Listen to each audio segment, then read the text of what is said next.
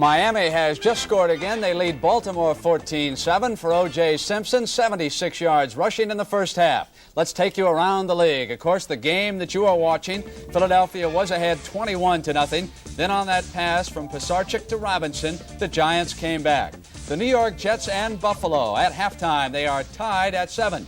Buffalo scored in the first quarter, and Simpson rushed for 70 of those yards in that first quarter. Oakland and Cleveland. Oakland with 3 field goals, but credit the Cleveland defense. They've been putting a lot of pressure on Ken Stabler. We've been monitoring that game. At the half, it is 9-3 now. Oakland ahead. New England not having any trouble with Seattle. They lead at the half by a score of 14-0. And I just got an update on this game. Minnesota has just struck again. Fran Tarkenton has thrown his second touchdown pass. So they lead 13-0, and we'll tell you about the extra point here. The scoreboard already has it. I'm not sure that they've kicked it. If they have, it's 14-0. I do not believe they have attempted it yet. Now it is Cincinnati and Green Bay. It is scoreless. That game is in the first quarter. The wildest of wild games today. Lydell Mitchell scored on the first offensive play of the game for Baltimore, 65 yards from scrimmage. Solomon returned the kickoff for a touchdown. So with 41 seconds gone, both teams scored. The Dolphins then scored again. They lead at 14-7. Minnesota just kicked the extra point. It is now 14-0. Pittsburgh and Houston scoreless. A bit of a surprise. Steelers always play tough in Houston.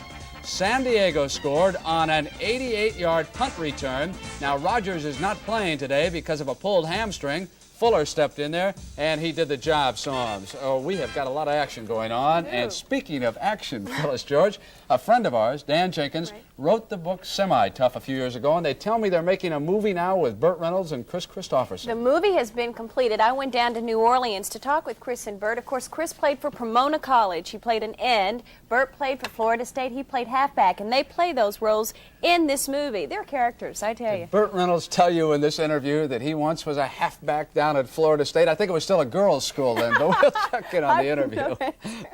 Well, I'm sitting with Burt Reynolds and Chris Christopherson. And Burt, you're used to doing physical parts, and you've been a stuntman in the past. But Chris, what about you? Is this the most difficult role you've played physically?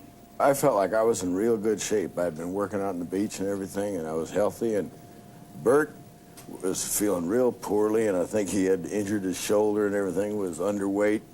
By the end of the film, I had a broken finger, 2 broken ribs, two Charlie horses, a torn hamstring, and a broken toe. Burt was gaining 30 pounds. He looked like Charles Atlas, man. That was my point of view of it. It was a lot harder than it looks like when you're sitting there on Sunday watching Biletnikoff catch the passes. I know that football fans that are watching this want to know if you all take the time from your busy, glamorous schedules to sit down on a Sunday afternoon or Monday night and watch a football game. Well, I don't know about Chris, but I have food shoved under the door. I mean, I live for football season. And needless to say, I've watched you and your 2 Musketeers with you. The Mod Squad. Yeah, the Mod Squad.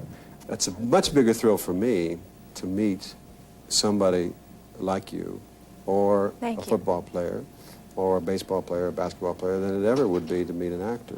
I remember when I was under contract to Universal back in 1959, I was 11 at the time, and I took Wally Moon out there to Universal, and he was, if anybody doesn't remember, was a great baseball player for the Dodgers. And I was treated so good by all the executives. I was never treated that good before or since, actually, because I was with Wally Moon. Since that time, I've tried to bring a jock with me everywhere I go. They don't like a real live one, not an actor. No, Chris means nothing at the studio. And wrapping up, do you want to say anything else about Semi-Tough, the film? I mean, other than you want everybody to come see it? Yeah, I want to tell my old football coach that I finally learned how to catch a pass. Wonderful. At the expense of a lot of people's patience, but it was a thrill for an old man to do that. And it's the only way a slow little end could get into the Super Bowl. Is that funny? They really are. Semi-Tough, of course, Dan Jenkins wrote it, produced by David Merrick, and they have a good time in the film. I think Reynolds also was drafted by the Baltimore Colts, so I'm going to have to check on that tomorrow. But we've got Jimmy the Greek coming along. He's going to tell us about tonight's baseball playoff between the Yankees and the Kansas City Royals as the NFL Today continues on CBS right after these messages from your local stations. Logan's Run moves to Mondays at 8, 7 Central and Mountain Time, starting tomorrow on CBS.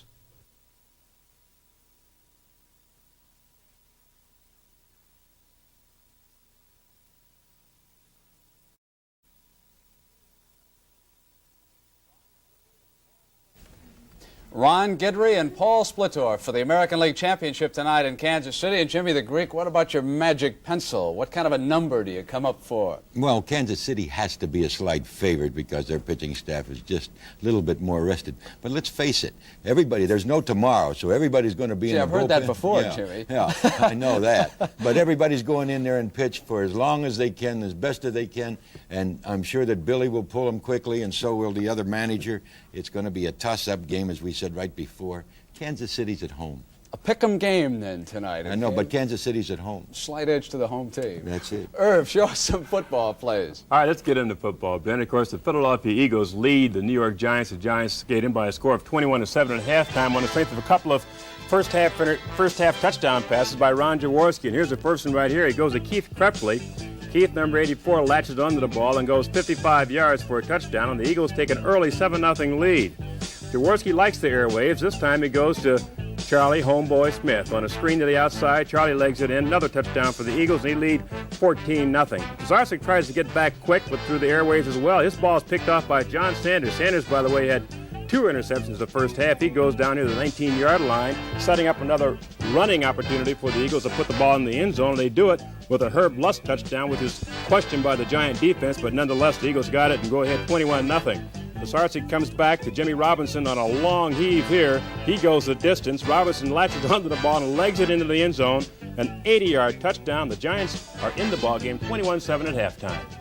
Irv, Baltimore just kicked a field goal. They trail Miami in the first quarter 14-10. Minnesota and Detroit, they are tied for the lead in the NFC Central, and Fran Tarkenton came out throwing against the Lions.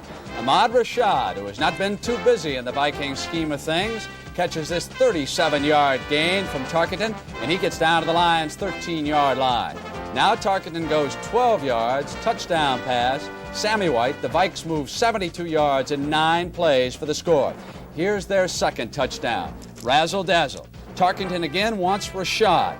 Now watch what happens to Rashad. Laterals it there to Sammy White on the sideline, and he runs it in for the touchdown. And Fred Cox, appearing in his 200th game, kicks the extra point. It is now 14-0. And the NFL Today will continue on CBS in just a moment.